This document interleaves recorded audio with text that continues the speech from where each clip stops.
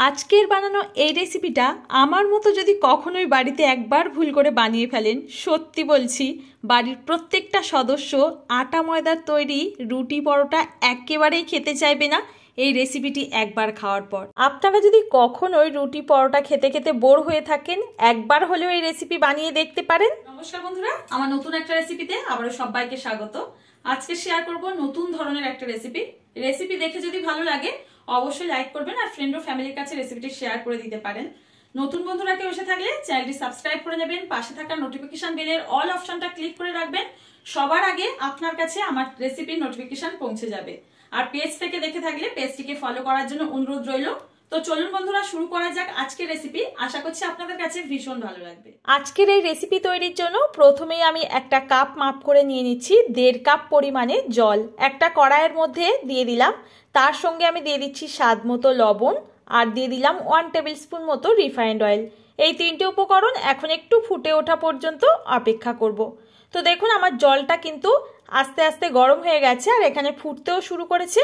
এই পর্যায়ে আমি অ্যাড করে দিচ্ছি ওই একই কাপ মাপ করে 1 কাপ পরিমাণে সুজি।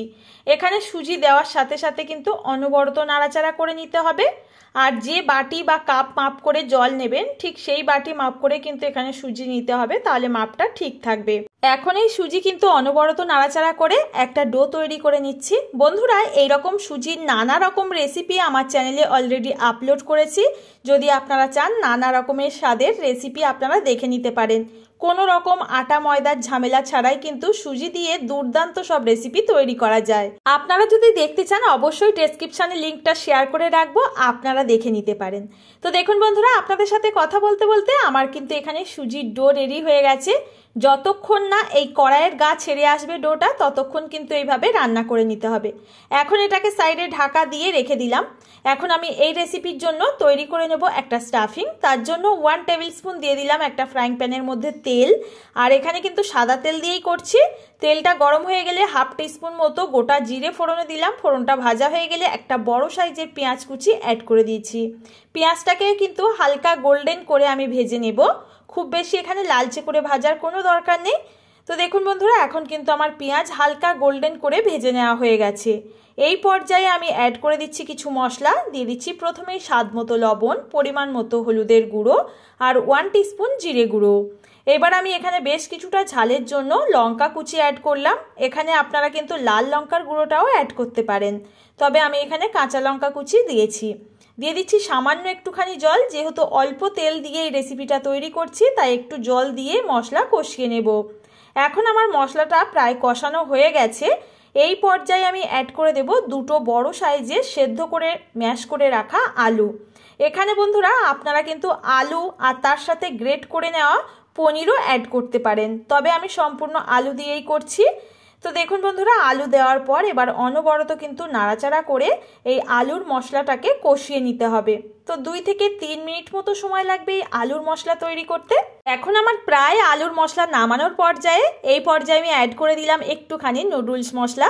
এখানে কিন্তু আপনারা যে কোনো মশলাই অ্যাড করতে পারেন, কিংবা ধনেপাতা কুচিও অ্যাড করে নামিয়ে নিতে পারেন। আমার কাছে ছিল না তাই এখানে মশলা দিয়েই আমি এখানে নামিয়ে নিচ্ছি। আলুর স্টাফিং কিন্তু রেডি হয়ে গেল। এটাকে নামিয়ে হালকা একটু ঠান্ডা হয়ে গেলে আমি এখানে ছোট্ট ছোট্ট বলের আকারে তৈরি করে নেব। প্রত্যেকটার মাপ কিন্তু একইভাবে নিচ্ছি, যাতে প্রত্যেকটা জলখাবারের মধ্যে সম পরিমাণে এই আলুর স্টাফিংটা থাকে। বন্ধুরা, আজকের এই সুজি দিয়ে তৈরি করা রেসিপিটা আপনাদের কাছে যদি ভালো লেগে থাকে প্লিজ একটা লাইক করবেন আর ফ্রেন্ড ও ফ্যামিলির কাছে শেয়ার করার জন্য অনুরোধ রইল। রেসিপি দেখার পর কমেন্টে কিন্তু মতামত জানিয়ে যেতে একদম ভুলবেন না। আপনাদের কাছে এই রেসিপি কেমন লাগলো অবশ্যই কমেন্ট করে জানাবেন। তো দেখুন বন্ধুরা, আলুর বল তো তৈরি হয়ে গেছে, এটাকে সাইডে রেখে দিচ্ছি। আগের থেকে যে সুজি আমি চাপা ঢাকা দিয়ে রেখেছিলাম ডো তৈরি করে, সেটাকে একটু ঠান্ডা হয়ে গেলে হাত দিয়ে ভালো করে মেখে নিচ্ছি। একদম সফট করে মাখতে হবে, আর এখানে কিন্তু তৈরি হয়ে যাবে সুন্দর আটার মতো একটা সফট ডো। এইভাবে কিন্তু আপনারা প্রত্যেকটা জল খাবার তৈরি করতে পারেন সুজি দিয়ে।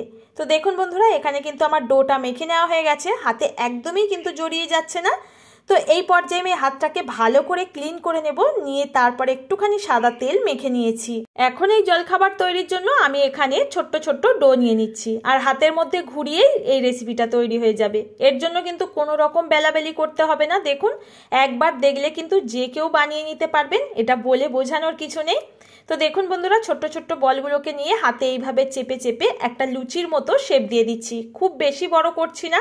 এখানে ছোট্ট ছোট্ট লুচির আকারে তৈরি করে নেওয়ার পর এখানে মধ্যিখানে দিয়ে দেব আলুর মশলা। তো এখানে দেওয়ার পর দেখুন, দুই সাইড প্রথমে মুড়ে নিতে হবে, তারপর ঠিক উল্টো দিকটাকে এইভাবে মুড়ে একদম আটকে দিতে হবে। এখানে কোনো রকম জল বা তেল কিচ্ছু লাগবে না, শুধুমাত্র চেপে চেপে এইভাবে আটকিয়ে দেবেন। একদম সুন্দরভাবে কিন্তু এটা সিল হয়ে যাবে। আর দেখতেই পাচ্ছেন কত সুন্দর একটা জলখাবার তৈরি হয়ে গেল। এই জলখাবারটা না আপনারা স্টিম করেও খেতে পারবেন, আবার সন্ধেবেলা চায়ের আড্ডায় নানা রকম স্ন্যাক্সের পরিবর্তে এইরকম একটা জলখাবার একটু তেলে ভেজে খেতে পারবেন। চপ সিঙ্গারা খাওয়ার কথা ভুলেই যাবেন, আমি কথা দিচ্ছি একবার বানালে এই রেসিপি। তো দেখুন বন্ধুরা, আপনাদের সাথে কথা বলতে বলতে আরও একটা কিন্তু জলখাবার আমার তৈরি হয়ে গেছে। এটা বলে বোঝাতে পারছি না আপনাদের, একবার দেখলে কিন্তু যে কেউ বানিয়ে নিতে পারবেন। এইভাবে করে নিয়েছি দেখুন, আর বেশ কয়েকটা জলখাবার কিন্তু আমার এখানে তৈরি হয়ে গেল। আরও কিন্তু অনেকগুলো তৈরি হয়েছিল, তার এখানে আমি আর বড় করলাম না ভিডিওটা।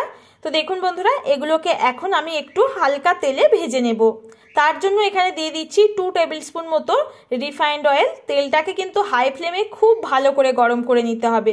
যেহেতু সুজি দিয়ে তৈরি করছি এই রেসিপি, তাই ঠান্ডা তেলে যদি পড়ে যায় একদমই কিন্তু এটা ফেটে যাবে আর কড়াইয়ের মধ্যে লেগে যেতে পারে। তখন কিন্তু জলখাবার ভালো মতো তৈরি হবে না, একদম নষ্ট হয়ে যাবে।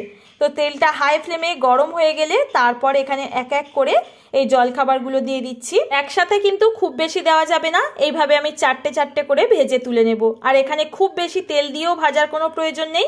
এপিট ওপিট উল্টে পাল্টে ভেজে নিলেই কিন্তু দারুণ টেস্টি একটা জলখাবার রেডি। আবার সকালবেলার এইরকম একটা ব্রেকফাস্টে কিন্তু এই রেসিপি রাখতে পারেন। কোনো রকম তেলে না ভেজে সেটাকে একটু স্টিম করে নিলেই কিন্তু দারুণ হেলদি একটা রেসিপি তৈরি হয়ে গেল। বন্ধুরা, বাচ্চাদের স্কুল টিফিনের জন্য কিন্তু এইভাবেও দিতে পারেন, আবার স্টিম করে যে কোনো চাটনি বা সসের সঙ্গেও পরিবেশন করতে পারবেন।